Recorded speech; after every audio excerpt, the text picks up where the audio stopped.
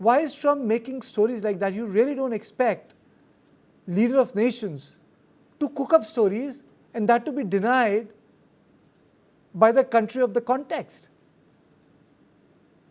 Well, Karthike, first of all, thanks for having me on your show. It's always a pleasure, sir. The spokesman of the External Affairs Ministry has said that he has no knowledge whether such a telephone call took place between President Donald Trump and Prime Minister Narendra Modi. However, he did say that India's oil import policy is guided by safeguarding consumer interests in a volatile energy market, and that India is diversifying its energy sources, which includes, of course, buying more oil from the United States. Now, this statement was a measured response to US President Donald Trump's statement that India's Prime Minister Narendra Modi had promised to stop buying Russian oil. So the spokesman neither confirmed nor denied what had transpired between Prime Minister and President Trump and whether such a call took place. Now, nonetheless, the spokesman added that India was broad-basing our energy sourcing and diversifying as appropriate to meet market conditions. Now, engaging with the United States is important, and the spokesman confirmed that India was engaged in discussions with the US to deepen energy cooperation. Such a confirmation also came from the Commerce Secretary that India is going to increase oil purchases from the United States. He said that India was willing to increase its purchases. Now, the US is pushing India to reduce its dependence on Russian oil as part of a broader strategy to pressure Moscow over the war in Ukraine. Now, reports in the media indicate that some Indian refiners are preparing to gradually reduce their imports of Russian oil in response to the US pressure.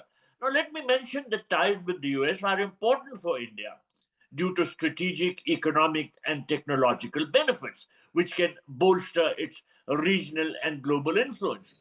The relationship with the US helps India to balance China's growing power in the Indo Pacific and attract investment. And also, it helps India to collaborate on advanced technology. So, however, the partnership is not without friction, as we have seen in recent months. And what are significant are the trade disagreements and differences in foreign policy, which both countries must navigate. Now, India's efforts will be to eliminate or at least minimize friction in ties with the United States. Okay. Ambassador Bhatia, your opening comments. And my question is, what do you do when the entire diplomacy is being conducted on Twitter and media? Something which is very, very unprecedented. I think by this time we should be used to Mr. Trump's bombshells, and we should be able to discount them to the extent we need to. The measured response we have received from the MEA as well as from the Commerce Secretary, I think tells its own story. And I think for the moment it is important to give importance to what they have said.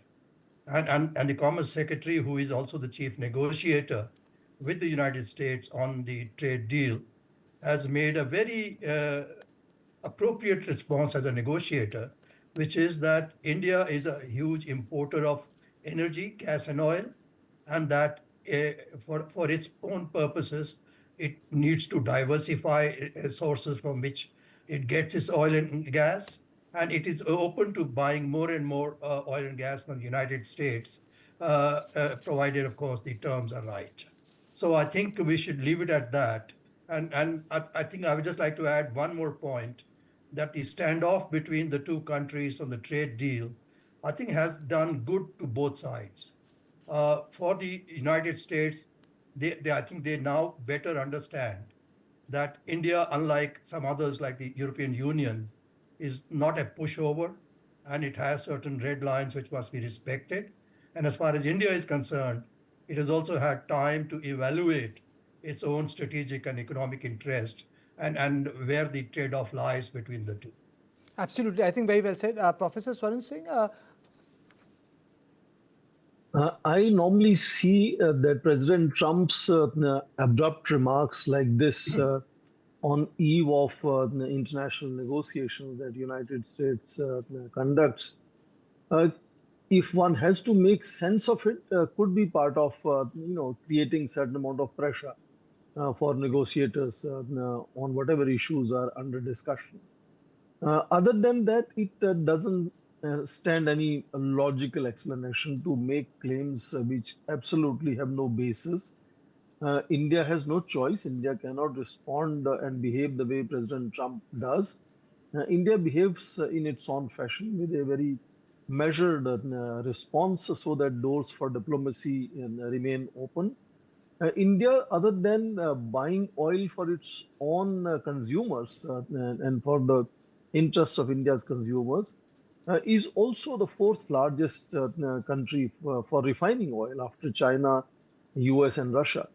So, in that sense, the same close friends and allies of United States who are doing direct business with Russia for buying energy, Japan, I Turkey, put and out the European data, sir. Union That states, data you is there. mentioned them, also continue to buy India's refined oil, which is originally procured from Russia. So, in that sense, I don't think it changes the ground reality other than just such verbose kind of unexplainable comments coming from President Trump. And this is not the first time.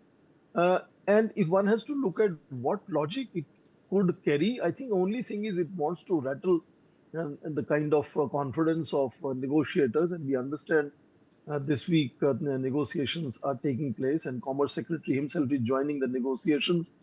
India, as a largest buyer of oil, as one of the largest importers of defense equipment, has enormous leverages with the United States. But sometimes United States had its own limitations of not being able to respond, and therefore I think the problem lies also with the United States not willing to share technologies, not being efficient enough to compete with the prices of Russia. For example, Russian response today is clearly very, Okay. solid. They're saying that people are buying our oil because we provide good oil at extremely low price. EU recently brought that cap on Russian oil prices even further low to $47 per barrel.